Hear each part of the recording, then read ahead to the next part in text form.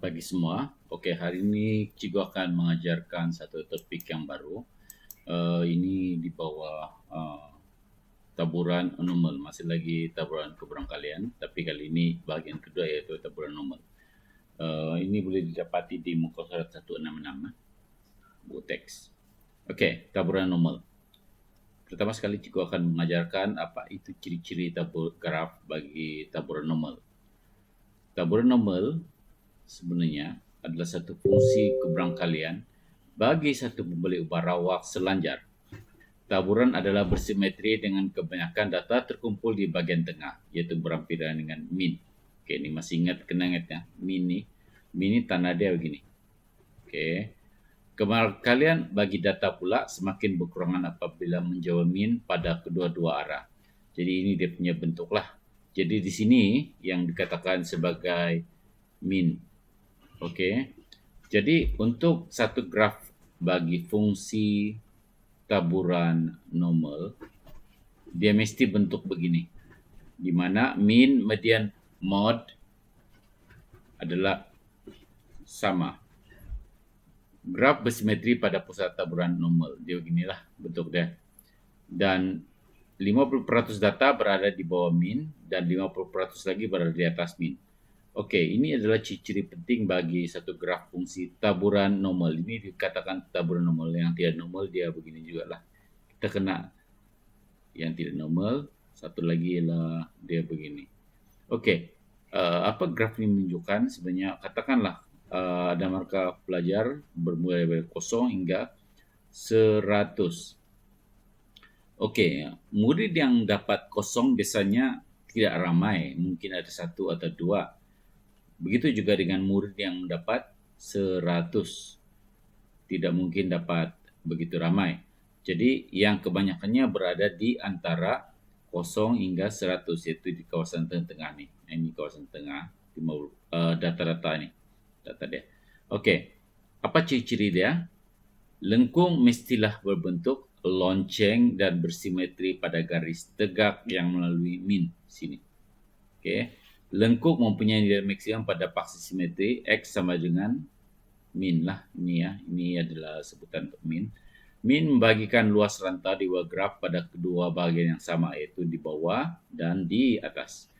Kedua-dua hujung graf melanjut secara tidak terhingga hingga menyentuh paksi X. Jadi tak terhingga. Jadi lukis macam dia akan sampai je tapi pada ketak terhinggaan. Infinity lah.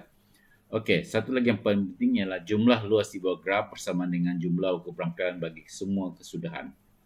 Jadi total luas semua yang berlorek di bawah ini adalah bersama dengan 1. Oke, secara amnya dia ditulis sebagai ini, di mana ini adalah min. Kalau ini pula adalah variance.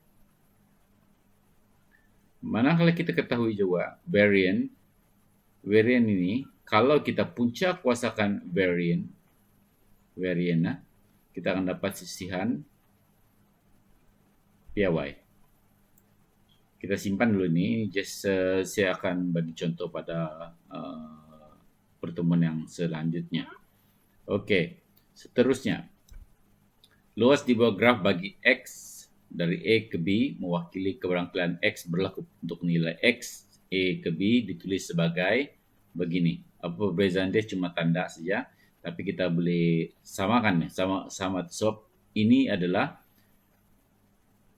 keberangkalian yang sama kerana fungsi taburan adalah selanjar. Kalau masih ingat apa itu selanjar dengan tak selanjar, selanjar ini dia sentiasa ada nilai.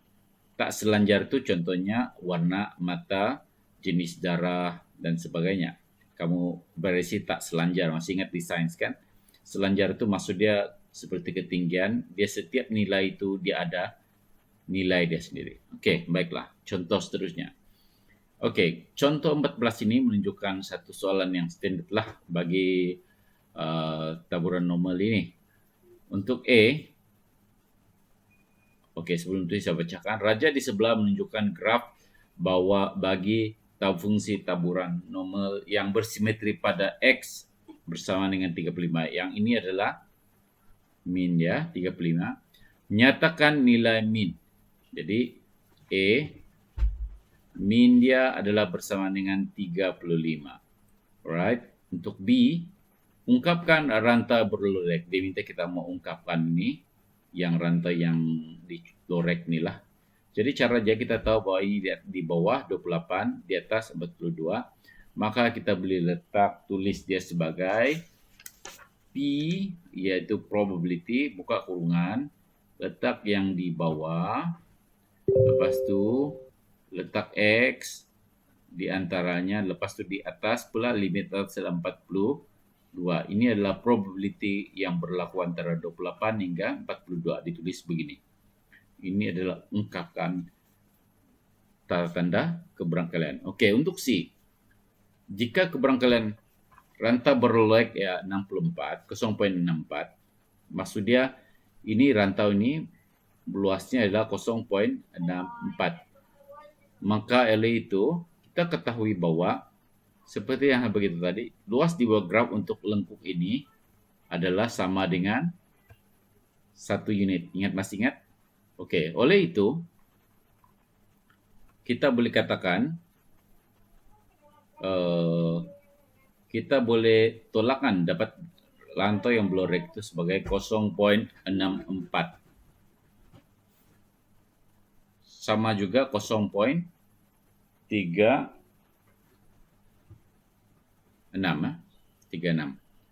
Alright. Ini biasanya dia punya rantai berlorek. Dan diketahui juga bahwa 28 dan 35 di sini adalah 7. Manakala antara 35 hingga 42 ada 7. Jadi apa yang kita boleh katakan bahwa yang sebelah sini dengan sebelah di bawah dan di atas ini adalah sama. Jika dia sama, bermakna jika kita tolakan 1 tolak 0.64, dia dapat yang ini dengan ini adalah sama. Oleh itu kita bagikan dengan 2. Maka jawaban untuk ini kita akan dapat 0.18. Oke, kita beralih kepada yang seterusnya. Masih ingat lagi yang ini? X lebih kurang sama dengan N kurungan 2.3 0.16. Oke, nyatakan min. Kita tahu bahwa ini dalam kita yang belajar sebelum ini, mana itu? Oke, yang ini adalah min, manakala ini variance. Jadi, untuk soalan ini, kita tahu bahwa ini adalah variance. Oke, variance. Jadi, untuk mencari sisian PAY,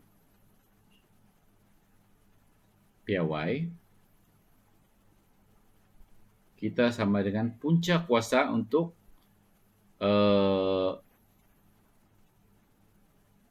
varian itu. Kita akan dapat begini. Oke, sorry. Begini. Jadi yang ini, sisian PAY itu dikatakan sebagai puncak kuasa 0.16 dan kita akan dapat sebagai 0.4. Sekian, terima kasih.